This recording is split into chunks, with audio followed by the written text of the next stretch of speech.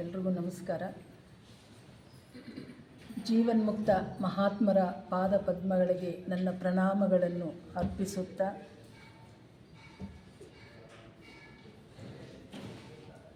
ಹಾಗೂ ಈ ಲಾಡ್ಜಿನ ಎಲ್ಲ ಪದಾಧಿಕಾರಿಗಳಿಗೂ ನನ್ನ ನಮಸ್ಕಾರಗಳನ್ನು ತಿಳಿಸುತ್ತಾ ಹಾಗೂ ಇಲ್ಲಿ ನೆರೆದಿರ್ತಕ್ಕಂಥ ಎಲ್ಲ ಹಿರಿಯ ಕಿರಿಯ ಸಹೋದರ ಸಹೋದರಿಯರಿಗೂ ಕೂಡ ನನ್ನ ನಮಸ್ಕಾರಗಳನ್ನು ತಿಳಿಸುತ್ತಾ ಇವತ್ತಿನ ಒಂದು ವಿಷಯಕ್ಕೆ ಬರೋಣ. ಈ ಡಿಸೆಂಬರ್ ತಿಂಗಳು ವಿಶೇಷವಾದಂತಹ ದಿನ ಅಂತ ಹೇಳಬಹುದು. ಕಾರಣ ಈಗಾಗಲೇ ತಿಳಿಸಿದ ಹಾಗೆ 4 ಥಿಯಾಸಫಿಕಲ್ ಅಂತಾರಾಷ್ಟ್ರೀಯ ಅಧ್ಯಕ್ಷರುಗಳ ಸ್ಮರಣಾರ್ಥ ಈ ಒಂದು ದಿನದ ವ್ಯಾಸಂಗ ತರಗತಿಯನ್ನು ನಾವು ಹಮ್ಮಿಕೊಂಡಿದ್ದೇವೆ. ಅಂತಾರಾಷ್ಟ್ರೀಯ ಅಧ್ಯಕ್ಷರ 4 ಅಂತಾರಾಷ್ಟ್ರೀಯ ಅಧ್ಯಕ್ಷರುಗಳಾದಂಥ 3ನೆಯ ಅಂತಾರಾಷ್ಟ್ರೀಯ ಅಧ್ಯಕ್ಷರಾದಂಥ ಅರುಣ್ ಡೇಲ್ರವರು 1934 1946ರವರೆಗೆ ತಮ್ಮ ಸೇವೆಯನ್ನು ಸಲ್ಲಿಸಿರ್ತಾರೆ. ಸುಮಾರು 12 ವರ್ಷಗಳ ಕಾಲ ಇವರು ಅಂತಾರಾಷ್ಟ್ರೀಯ ಅಧ್ಯಕ್ಷರಾಗಿ ಸೇವೆಯನ್ನು ಸಲ್ಲಿಸಿದ್ದಾರೆ.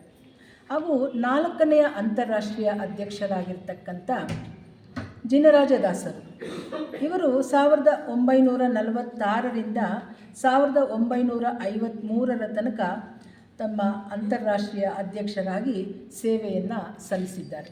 ಸುಮಾರು 7 ವರ್ಷಗಳ ಕಾಲ ಇವರು ತಮ್ಮ ಸೇವೆಯನ್ನು ಸಲ್ಲಿಸಿದ್ದಾರೆ.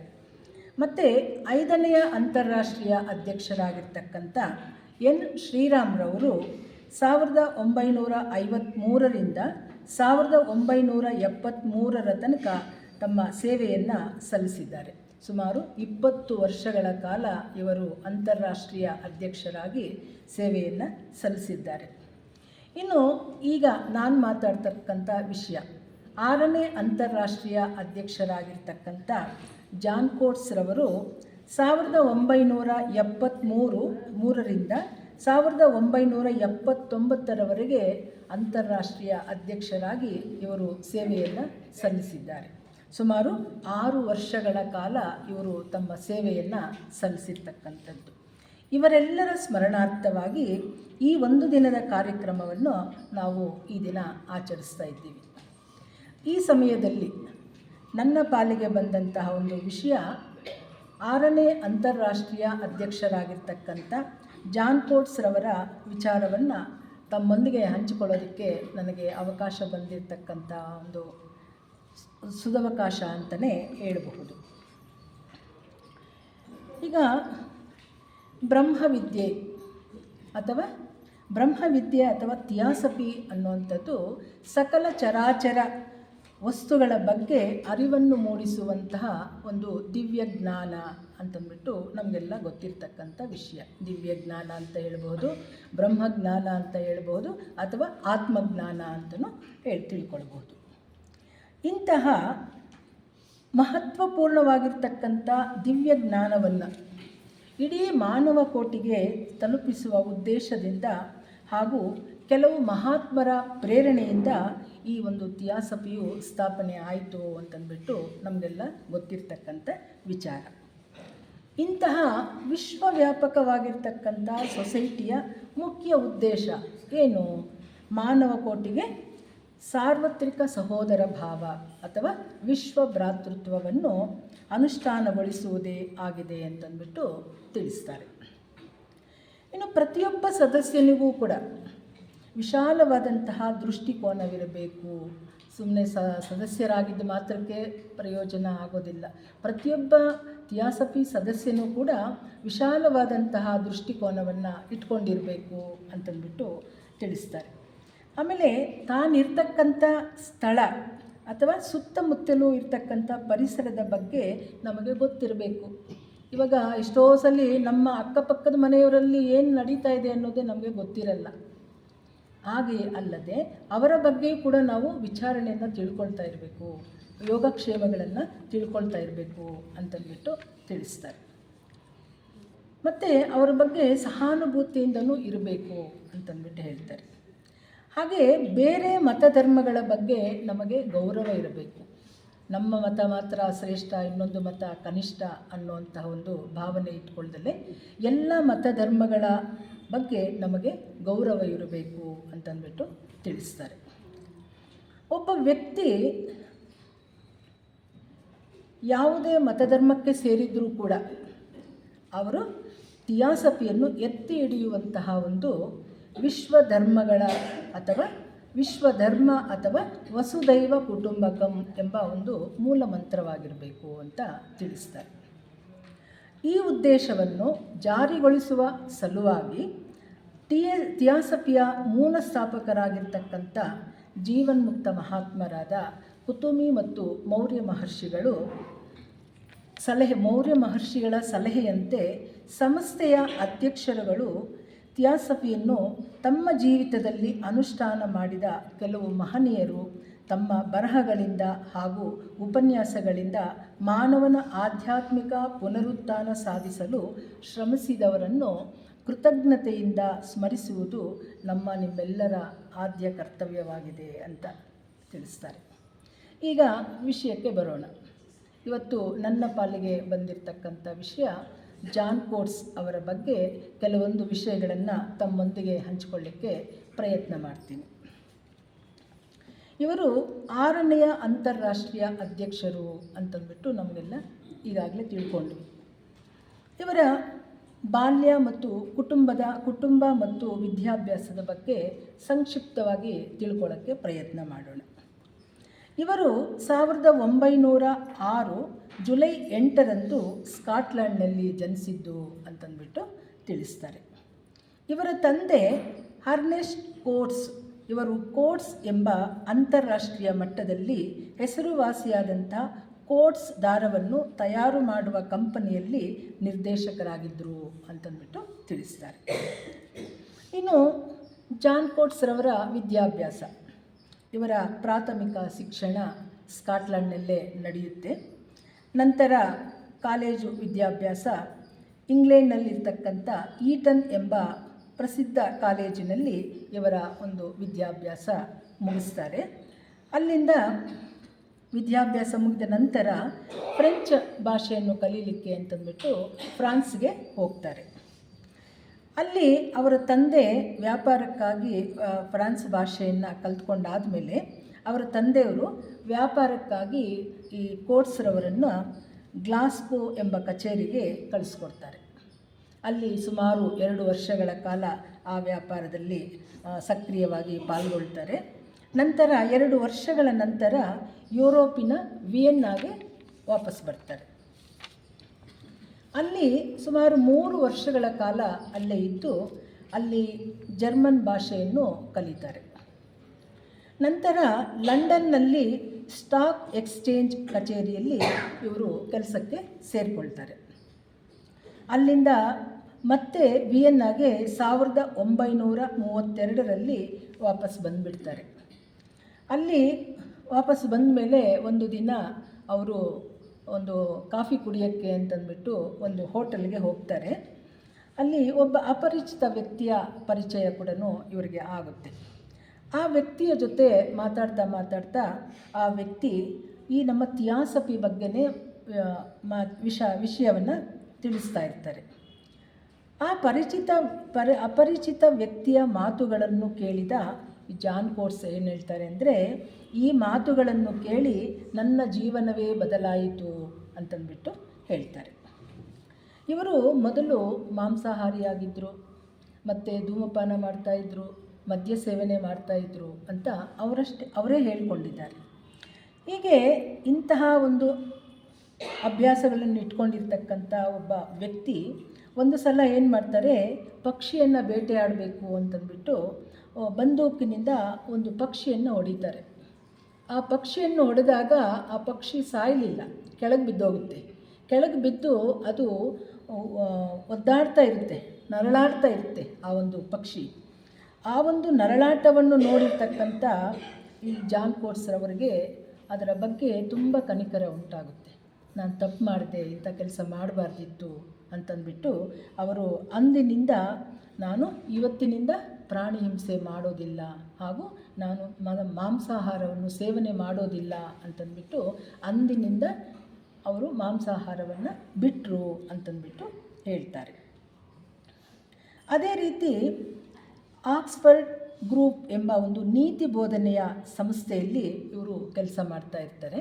ಅಲ್ಲಿ ನೀತಿ ಬೋಧನೆ ಅಂತಂದರೆ ಒಳ್ಳೆಯ ಸಂಸ್ಕಾರಗಳನ್ನು ಅಲ್ಲಿಗೆ ಬಂದಂಥವ್ರಿಗೆ ತಿಳಿಸುವಂಥದ್ದೇ ಆಗಿರುತ್ತೆ. ಅಂತಹ ಸಂಸ್ಕಾರಗಳನ್ನು ಇವರು ಕೇಳಿ ಅವರು ತನ್ನ ಜೀವನದಲ್ಲಿ ಅನುಷ್ಠಾನಕ್ಕೆ ತರಲು ಪ್ರಾರಂಭ ಮಾಡ್ತಾರೆ. ಅಂದಿನಿಂದ ಅವರು ಮದ್ಯ ಸೇವೆ ಮತ್ತು ಧೂಮಪಾನ ಸೇವೆಯನ್ನು ಬಿಟ್ಟರು ಅಂತಂದ್ಬಿಟ್ಟು ಹೇಳ್ತಾರೆ. ಹೀಗೆ ಒಬ್ಬ ವ್ಯಕ್ತಿಗೆ ಒಳ್ಳೆಯ ಸಂಸ್ಕಾರಗಳು ಬಂದಾಗ, ಒಳ್ಳೆಯ ಸಂಸ್ಕಾರಗಳು ಸಿಕ್ಕಿದಾಗ ಇರ್ತಕ್ಕಂಥ ದುರ್ಗುಣಗಳನ್ನಾಗಲಿ ಸದ್ಗುಣಗಳನ್ನಾಗಲಿ ಬೆಳೆಸ್ಕೊಳ್ಳೋದಕ್ಕೂ ತನ್ನಲ್ಲಿರ್ತಕ್ಕಂಥ ಲೋಪದೋಷಗಳನ್ನು ತಿದ್ದುಕೊಳ್ಳೋದಕ್ಕೂ ಕೂಡ ಇಂತಹ ಸಂಸ್ಕಾರಗಳು ಸಹಾಯ ಆಗುತ್ತೆ ಅನ್ನೋದಕ್ಕೆ ಇವರೇ ಒಂದು ನಿದರ್ಶನ ಅಂತಲೇ ಹೇಳಬಹುದು. ಹಾಗಾಗಿ ನೋಡಿ, ಮದ್ಯ ಸೇವನೆ ಮಾಡೋದು ಬಿಟ್ಟರು, ಧೂಮಪಾನ ಮಾಡೋದನ್ನ ಬಿಟ್ಟರು, ಆಮೇಲೆ ಮಾಂಸಾಹಾರವನ್ನು ಬಿಟ್ಟರು. ಇನ್ನೆಲ್ಲ ಆದಮೇಲೆ 1932 ನವೆಂಬರ್ 2ರಂದು ಇವರು ಥಿಯಾಸಫಿಗೆ ಮೆಂಬರಾಗಿ ಸೇರಿಕೊಳ್ತಾರೆ. ಆಗ ಅವರ ವಯಸ್ಸು ಸುಮಾರು 26 ವರ್ಷ ವಯಸ್ಸಾಗಿತ್ತು ಇವರಿಗೆ. ಅದಾದ ನಂತರ 1933 ಅಕ್ಟೋಬರ್ನಲ್ಲಿ ಎಲಿಜಬೆತ್ ಅನ್ ಹಾರ್ಲಿಕ್ ಅವರೊಂದಿಗೆ ವಿವಾಹ ಕೂಡ ಆಗುತ್ತೆ. ಇನ್ನು ವಿವಾಹ ಆದ ನಂತರ ಈ ದಂಪತಿಗಳು ಸೋದರ HL ಗಾರ್ಡನರ್ ಅವರ ಸಂಪರ್ಕದಲ್ಲಿದ್ದು ಅವರಿಂದ ಥಿಯಾಸಫಿಯ ಬಗ್ಗೆ ಹೆಚ್ಚಿನ ಮಾಹಿತಿಯನ್ನು ತಿಳ್ಕೊಳ್ತಾರೆ. ಅವರೊಂದಿಗೆ ಕೋಟ್ಸ್ರವರು ಸೋದರ C ಜಿನರಾಜದಾಸರು, ಸೋದರ ಡಾಕ್ಟರ್ ಅರುಣ್ ಮತ್ತು ಸೋದರಿ ರುಕ್ಮಿಣಿಯವರನ್ನು ಭೇಟಿಯಾಗ್ತಾರೆ. ಅಲ್ಲಿಂದ 1935ರಲ್ಲಿ ಈ ದಂಪತಿಗಳಿಬ್ಬರು ಅಧ್ಯಕ್ಷರಾದಂತಹ ಸೋದರ ಅರುಣ್ ಅವರ ಕೆಲಸದಲ್ಲಿ ಸಹಾಯ ಮಾಡೋಕ್ಕೆ ಅಂತಂದ್ಬಿಟ್ಟು ಅಡಿಯಾರ್ಗೆ ಬರ್ತಾರೆ. ಸೋದರ ಅರುಣ್ ಮತ್ತು ಸೋದರಿ ರುಕ್ಮಿಣಿಯವರೊಂದಿಗೆ ಕೋಟ್ಸ್ ದಂಪತಿಗಳು ಅವರೊಡನೆ ಅನೇಕ ದೇಶಗಳಲ್ಲಿ ಪ್ರಯಾಣ ಮಾಡ್ತಾ ಅನೇಕ ಉಪನ್ಯಾಸಗಳನ್ನು ಕೊಡ್ತಾಯಿದ್ರು ಅಂತಂದ್ಬಿಟ್ಟು ಭಾಗವಹಿಸ್ತಾ ಇದ್ರು ಅಂತ ತಿಳಿಸ್ತಾರೆ.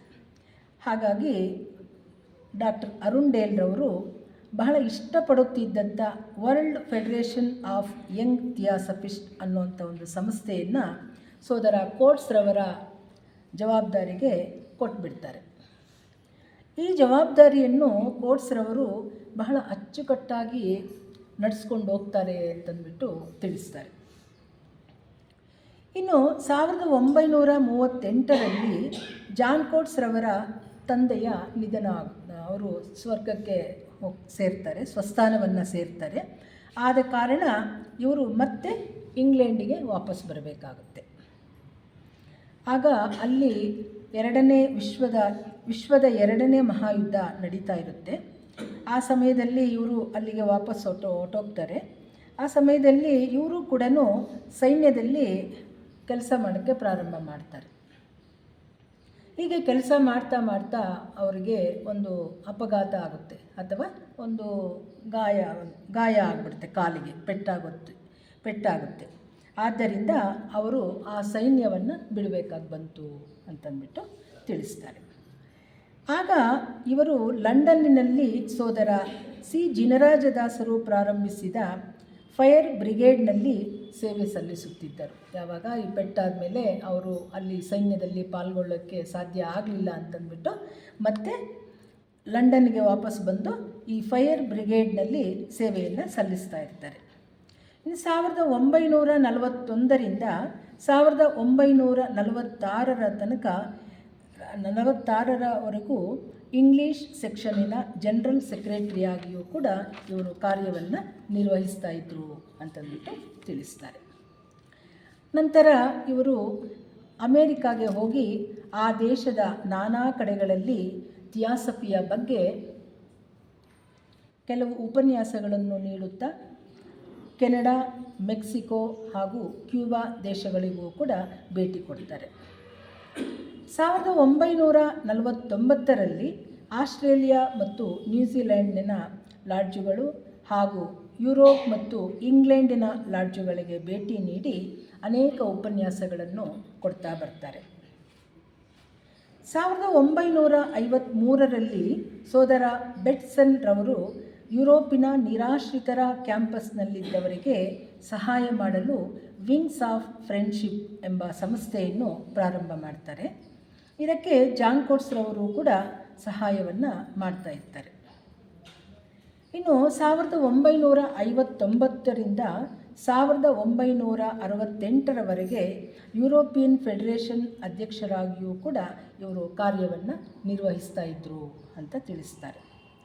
ಆ ಸಂದರ್ಭದಲ್ಲಿ ಅಡ್ಯಾರ್ ಅಂತಾರಾಷ್ಟ್ರೀಯ ಸಮ್ಮೇಳನಕ್ಕೆ ಯುರೋಪಿಯನ್ ಸದಸ್ಯರನ್ನು ಕರ್ಕೊಂಡು ಬಂದಿದ್ದರು ಅಂತಲೂ ತಿಳಿಸ್ತಾರೆ. ಇನ್ನು ಜಾನ್ ಕೋಟ್ಸ್ ರವರು ಶ್ರೀರಾಮ್ ರವರ ಕೋರಿಕೆಯಂತೆ ಥಿಯಾಸಫಿ ಸೇವಾ ವಿಭಾಗದಲ್ಲಿ ಬಹಳ ಇಷ್ಟಪಟ್ಟು ಕೆಲಸ ಮಾಡ್ತಾಯಿದ್ರು ಅಂತ. ಯಾಕೆ ಅಂತಂದರೆ ಇವರು ಸೇವಾ ವಿಭಾಗದಲ್ಲಿ ಇವರಿಗೆ ಬಹಳ ಆಸಕ್ತಿ ಇದ್ದುದರಿಂದ ಶ್ರೀರಾಮ್ರವರ ಕೋರಿಕೆಯಂತೆ ಆ ಒಂದು ಸೇವಾ ವಿಭಾಗದಲ್ಲಿ ಬಹಳ ಇಷ್ಟಪಟ್ಟು ಕೆಲಸ ಮಾಡ್ತಿದ್ರು ಅಂತಂದ್ಬಿಟ್ಟು ತಿಳಿಸ್ತಾರೆ. ಮತ್ತು ಸೋದರ ಜಾನ್ ಕೋಟ್ಸ್ ರವರು ಲಿಬರಲ್ ಕ್ಯಾಥೋಲಿಕ್ ಚರ್ಚಿನಲ್ಲಿಯೂ ಕೂಡ ಸೇವೆ ಸಲ್ಲಿಸ್ತಾ ಇದ್ದರು ಅಂತಂದ್ಬಿಟ್ಟು ತಿಳಿಸ್ತಾರೆ. 1956ರಲ್ಲಿ ನೆದರ್ಲ್ಯಾಂಡ್ಸ್ನ ನಾರ್ಡೆನ್ ಚರ್ಚ್ನ ಪ್ರೀಸ್ಟ್ ಆಗಿಯೂ 1968ರಲ್ಲಿ ಇಟಲಿ ದೇಶದ ಬಿಷಪ್ ಅಂದರೆ ಪಾದ್ರಿಯಾಗಿಯೂ ಸೇವೆಯನ್ನು ಸಲ್ಲಿಸ್ತಾ ಇದ್ದರು ಅಂತ ತಿಳಿಸ್ತಾರೆ. 1973ರಲ್ಲಿ ಸೋದರ ಎನ್ ಶ್ರೀರಾಮ್ ರವರು ಸ್ವಸ್ಥಾನಕ್ಕೆ ಸೇರ್ತಾರೆ. ಅಂದಿನಿಂದ ಜಾನ್ ಕೋಟ್ಸ್ ರವರು 6ನೆಯ ಅಂತಾರಾಷ್ಟ್ರೀಯ ಅಧ್ಯಕ್ಷರಾಗಿ ಆಯ್ಕೆಯಾಗ್ತಾರೆ. ಅಂದಿನಿಂದ ಅವರು ಒಬ್ಬ ಥಿಯಾಸಫಿಯ ರಾಯಭಾರಿಯ ತರಹ ಸೊಸೈಟಿಯ ಒಳಗೆ ಹೊರಗೆ ಅನೇಕ ಸಂಘ ಸಂಸ್ಥೆಗಳಲ್ಲಿ ಸಹಾಯವನ್ನು ಮಾಡ್ತಾ ಬರ್ತಾರೆ. ಅಲ್ಲಿ ಸಹೋದರತ್ವವನ್ನು ಬಲಪಡಿಸಲು ಬಹಳವಾಗಿ ಶ್ರಮಿಸ್ತಾರೆ. ಇವರು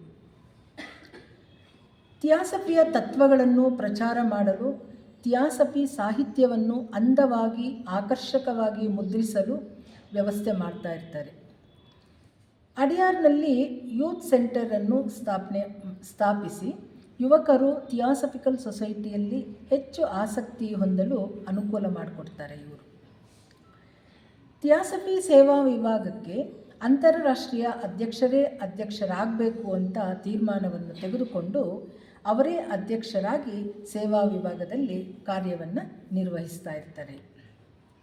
ಇವರು ಒಂದು ಕಡೆ ಹೇಳ್ತಾರೆ, ಸಹೋದರತ್ವದ ಸೇವೆಯಲ್ಲಿ ನಾವು ಒಂದಲ್ಲ ಒಂದು ರೀತಿಯಲ್ಲಿ ತೊಡಗಿಸ್ಕೊಂಡಿರಬೇಕು. ಎಲ್ಲರೂ ಪ್ರತಿಯೊಬ್ಬರೂ ಕೂಡ ತನ್ನದೇ ಸಹೋದರತ್ವದ ಒಂದು ಸೇವೆಯಲ್ಲಿ ತೊಡಗಿಸ್ಕೊಳ್ಬೇಕು ಅಂತಂದ್ಬಿಟ್ಟು ತಿಳಿಸ್ತಾರೆ. ಈ ಥಿಯಾಸಫಿ ವಿಷಯವು ಇಡೀ ಪ್ರಪಂಚಕ್ಕೆ ದೊರಕುವಂತೆ ಮಾಡುವುದು ನಮ್ಮೆಲ್ಲರ ಕರ್ತವ್ಯ. ಸುಮ್ಮನೆ ಸದಸ್ಯರಾಗೋದಲ್ಲ, ನಾವು ಸದಸ್ಯರಾದ ಮೇಲೆ ಈ ಒಂದು ಧ್ಯೇಯ ಏನಿದೆ, ಈ ಸಂಸ್ಥೆಯ ಧ್ಯೇಯ ಏನಿದೆ, ಅದು ಇಡೀ ಪ್ರಪಂಚಕ್ಕೆ ಸಾರುವುದು ನಮ್ಮೆಲ್ಲರ ಕರ್ತವ್ಯ ಆಗಬೇಕು ಅಂತಂದ್ಬಿಟ್ಟು ಜಾನ್ ಕೋಟ್ಸ್ ರವರು ಅಭಿಪ್ರಾಯವನ್ನು ವ್ಯಕ್ತಪಡಿಸ್ತಾರೆ. ಮತ್ತು ಸಾರ್ವತ್ರಿಕ ಸೋದರತ್ವವನ್ನು ತಾತ್ವಿಕ ವಾಸ್ತವದ ಹಿನ್ನೆಲೆಯಲ್ಲಿ ನೋಡಬೇಕು ಅಂತಾರೆ. ಉದಾಹರಣೆಗೆ, ದೇವರೊಬ್ಬನೇ ನಾಮ ಹಲವು ಅನ್ನುವ ಹಾಗೆ ನಾವೆಲ್ಲರೂ ಕೂಡ ಒಂದೇ ಮೂಲದಿಂದ ಬಂದಿರತಕ್ಕಂಥವರು ಅನ್ನುವಂತಹ ಒಂದು ಮನೋಭಾವನೆಯನ್ನು ನಮ್ಮೆಲ್ಲರಲ್ಲೂ ಬರಬೇಕು ಅಂತಂದ್ಬಿಟ್ಟು ತಿಳಿಸ್ತಾರೆ. ಇನ್ನು ಏಕಜೀವನದ ಹಿನ್ನೆಲೆಯಲ್ಲಿ ಪರಿಗಣಿಸಬೇಕೆಂದು ತಮ್ಮ ಅಭಿಪ್ರಾಯವನ್ನು ವ್ಯಕ್ತಪಡಿಸ್ತಾರೆ. ಹಾಗೆಯೇ ಜೀವನ ತತ್ವಗಳ ಆಧಾರದ ಮೇಲೆ ದೃಢಪಡಿಸಬೇಕು ಎಂಬ ಒಂದು ಅಭಿಪ್ರಾಯವನ್ನು ಕೂಡ ವ್ಯಕ್ತಪಡಿಸ್ತಾರೆ. ಉದಾಹರಣೆಗೆ, ಜೀವನ ತತ್ವಗಳು ಅಂದರೆ ಜೀವನ ಅಂತಂದರೆ ಬದುಕು, ಸಂಸಾರ, ಕುಟುಂಬ ಅಂತ ಏನು ಹೇಳ್ತೀವಿ, ಇಂತಹ ಜೀವನ ತತ್ವದಲ್ಲಿ ಎಲ್ಲವೂ ಸಾಮರಸ್ಯತೆಯಿಂದ ಬದುಕುವ ಹಾಗೆ ನಾವು ಕೂಡ ಸಾಮರಸ್ಯತೆಯಿಂದ ಬದುಕಬೇಕು ಅನ್ನುವ ಒಂದು ಅಭಿಪ್ರಾಯವನ್ನು ವ್ಯಕ್ತಪಡಿಸ್ತಾರೆ. ಹೇಗೆ ಸೂರ್ಯ ಎಲ್ಲವನ್ನೂ ಸಮಾನ ದೃಷ್ಟಿಯಿಂದ ಎಲ್ಲರಿಗೂ ಬೆಳಕನ್ನು ನೀಡುವ ಹಾಗೆ ನಾವು ಕೂಡ ಎಲ್ಲ ಕಡೆನೂ ಒಂದೇ ರೀತಿಯಾಗಿ ಇರಬೇಕು ಅನ್ನೋದನ್ನು ತಿಳಿಸ್ತಾರೆ.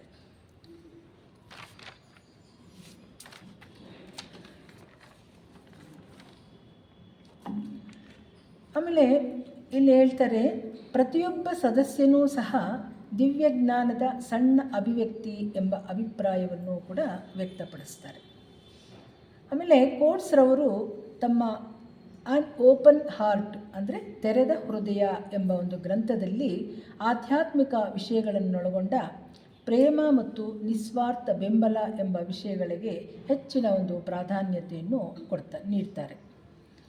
ಈಗಿನ ಪ್ರಸ್ತುತ ಪ್ರಪಂಚದಲ್ಲಿ ತಾತ್ಕಾಲಿಕ ಆತಂಕಗಳಿಗೆ ಒಳಗಾಗಿರ್ತಕ್ಕಂಥ ಈ ಪ್ರಪಂಚಕ್ಕೆ ಬೇಕಾಗಿರೋದು ಕರುಣೆ, ಸ್ಪಷ್ಟತೆ ಮತ್ತು ನಿಸ್ವಾರ್ಥ ಸೇವೆಯ ಅವಶ್ಯಕತೆ ಬೇಕಾಗಿದೆ ಅಂತಂದ್ಬಿಟ್ಟು ಅನೇಕ ಉಪನ್ಯಾಸಗಳಲ್ಲಿ ಕೋಟ್ಸ್ರವರು ವ್ಯಕ್ತಪಡಿಸ್ತಾರೆ. ಜಾನ್ ಕೋಟ್ಸ್ರವರು ತಮ್ಮ ಆನ್ ಓಪನ್ ಹಾರ್ಟ್ ಅಂದರೆ ತೆರೆದ ಹೃದಯ ಎಂಬ ಗ್ರಂಥದಲ್ಲಿ ತನ್ನ ಹೃದಯದ ಅಭಿಪ್ರಾಯಗಳನ್ನು ಕೆಲವೇ ವಾಕ್ಯಗಳಲ್ಲಿ ಈ ರೀತಿ ವ್ಯಕ್ತಪಡಿಸ್ತಾರೆ.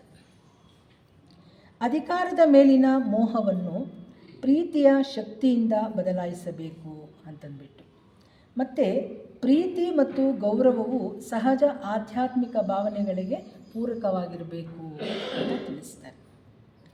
ಮಾನವ ತತ್ವವು ಸಹೋದರ ಭಾವನೆಯನ್ನು ಕನಸಿನಲ್ಲಿ ಅಂದರೆ ಬದುಕಬೇಕಾದ ನೈಜತೆ ಎಂಬ ಅಭಿಪ್ರಾಯವನ್ನು ತೆರೆದ ಹೃದಯ ಎಂಬ ಒಂದು ಗ್ರಂಥದಲ್ಲಿ ತಿಳಿಸಿರ್ತಾರೆ.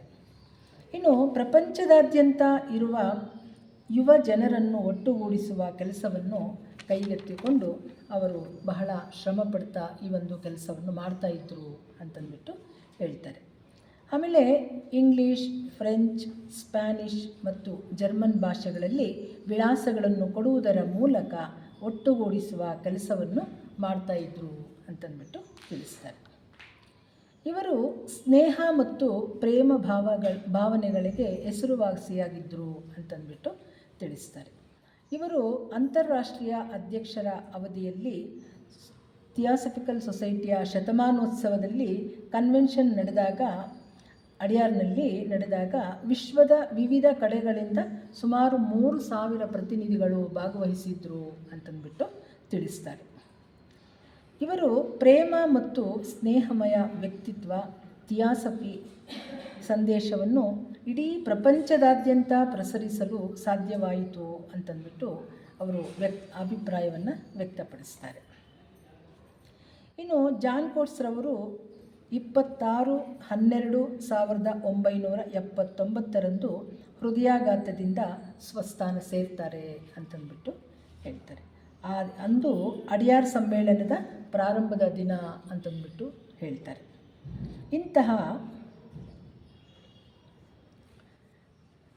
ಇಂತಹ ಸ್ನೇಹಮಯ ಜೀವನವನ್ನು ಗಮನಿಸಿ ನಮ್ಮ ಜೀವನದಲ್ಲಿ ಬದಲಾವಣೆಗಳನ್ನು ತಂದುಕೊಂಡು ಒಳ್ಳೆಯ ಸ್ನೇಹಮಯಗಳಾಗೋಣ ಅಂತ ಹೇಳಿ ನಮಗೆ ಕೊಟ್ಟಿರ್ತಕ್ಕಂಥ ಅರ್ಧ ಗಂಟೆಯ ಅವಕಾಶದಲ್ಲಿ ನನಗೆ ತಿಳಿದಿರ್ತಕ್ಕಂಥ ವಿಷಯಗಳನ್ನು ತಿಳಿಸೋದಕ್ಕೆ ಪ್ರಯತ್ನ ಮಾಡಿದ್ದೇನೆ. ತಮ್ಮೆಲ್ಲರಿಗೂ ನಮಸ್ಕಾರ.